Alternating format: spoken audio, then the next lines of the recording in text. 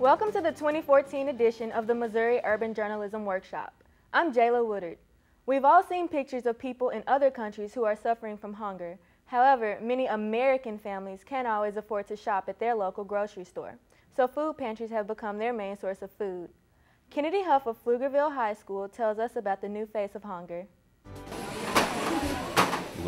Once a month, mother and wife Rhonda Johnson shops at her local food pantry. We don't get any food stamps or anything, and we're running low, and I just come to get a little extra today to help us make it through till my husband gets paid. Like many American families, Johnson falls into a category of people that are barely over the threshold of receiving government assistance. Anytime you pay $800 a month rent, and you have utility bills and so on and so forth, I don't know how I could ever be over the guidelines. The shoppers you see here today are of different ages, races, and socioeconomic backgrounds, but the one thing they have in common is hunger. Hunger isn't always homeless. Hunger isn't always unemployment. We have a lot of people who have 2 jobs and just can't make ends meet. You know, we struggle day by day trying to make it. My husband works hard 6 days a week, and I'm not able to right now. I'm waiting on my disability. Facilities like the Central Food Pantry work hard to help about 200 families a day. Our slogan is sharing food and bringing hope.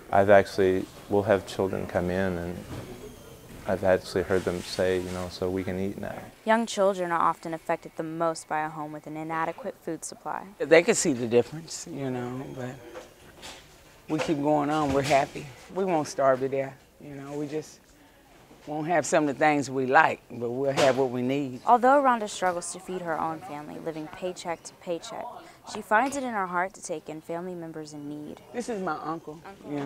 Yeah, he lives with us. We brought him into our family and helped him out. It's just a blessing to have somewhere to come when you need help.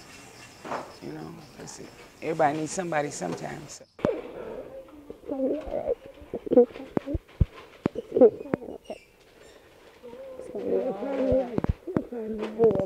With the Missouri Urban Journalism Workshop, I'm Kennedy Huff. I'm Jack Hummel from Christian Brothers College High School. People have been farming for thousands of years, and until the last century or so, little has changed. But as Jayla Woodard from Overton High School found out, the future of farming is change. It's a third party. Kyle Spradley often works with farmers in Missouri and has seen a major shift. You know, a lot of problems has been getting, you know, younger generation to care about the farm. And one way that the younger generation has been kind of interested about farming and getting them involved with agriculture is the use of a lot of new technology. However, not everyone welcomes the change. These are zucchinis and squash. They've just been harvested. Adam Saunders continues to farm like his grandfather taught him. There's a paradox of urban agriculture, of small-scale farms. You want to grow really high-value crops and sell them at the highest price. So you make these fancy restaurants fancier. And like, is that really our calling? Like, none of us feel all that good about that. We'd rather feed people in our neighborhood and get this really good produce to people in need. The future of farms is changing. A majority of farmers are using more advanced machines, such as this one. In just 10 years, we've gone from using more simplistic machines, such as this one, to the more advanced ones, such as this one. These are the largest in the world. I took a tour with Tim Reinbott, who embraces the change and says the machines are keeping his farm alive. I see more reasons why we need how we can use technology. Where we used to plant all one variety at all one rate, you know, one size fits all, that's gone.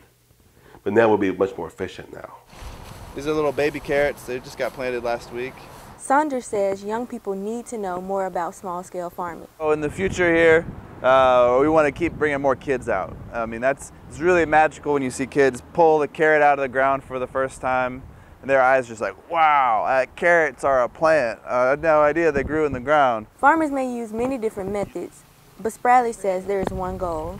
We all have to get along, we all have to like each other, and making it a Democrat-Republican party thing, and it's not that at all. We're all doing the end goal of feeding the billions, feeding the world. With the Missouri Urban Journalism Workshop, I'm Jayla Woodard. I'm Ian Nickens from Lee Summit High School. At the end of the day, many restaurants and cafes don't sell all the food they've prepared. Jack Hummel of Christian Brothers College High School tells us what One Columbia Bakery is doing with its leftovers. On a quiet yet bustling street in downtown Columbia, a bakery serves far more than just its usual paying customers. At first glance, Uprise Bakery off Hit and Cherry Streets seems like any other cafe, but unlike some others, Uprise Bakery goes against the grain. Our bread, since we do use all organic ingredients, the shelf life is pretty short. And because of their perishable ingredients, Uprise chose to provide those in need with the same quality of food they serve their regular customers. For the past 3 years, the bakery has donated leftover baked goods to local organizations. Love Inc. is just one of those groups. And the one thing I love about the places, especially Uprise, is that they're actually grateful that I would come and get the stuff because they hate to see it thrown away. Although Love Inc. accepts donations, they've also taken it into their own hands to plant fruit trees like this one to help those who walk through their doors. Sometimes it's hard, at least for me it is, it's hard for me to go to a place and ask for donations. It's not an easy thing to do. But with businesses like Uprise Bakery to help, Wardenburg's job is made a bit easier. Everyone would agree that works here. It's just about, touching the lives of people with our food. And that is exactly what they're doing. With the Missouri Urban Journalism Workshop, I'm Jack Hummel. I'm Kennedy Huff from Pflugerville High School. Do you have a beef with meat? For those of you who have a taste for chicken, but not the stomach for it, Ian Nickens of Lee Summit High School may have found just what you want. Beyond Meat is a company that creates a healthy meat by taking the animal out of the equation. We're taking the same grains, using the process that would replicate, what happens in an animal body to create a muscle or a texture, and use that process to replicate the meat without taking the animal into the picture. Beyond Meat uses a formula that was invented by University of Missouri professor Fu Hung Shea. Both the inventor and the distributor are looking to spread a wealth of health. With our equation, we say, you eat meat without harming the animals, without impacting the greenhouse effect or the carbon dioxide, carbon emissions of the world, but you can still enjoy the same meat.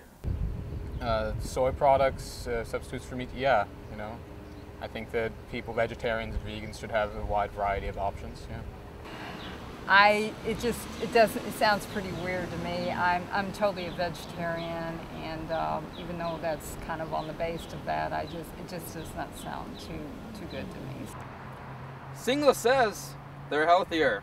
The store's price tags say they're cheaper. All I can say is, it's Beyond Meat. Close enough. Well, this is Ian Nickens signing off with the Missouri Urban Journalism Workshop. Thanks for watching the 2014 Missouri Urban Journalism Workshop. I like sandwiches.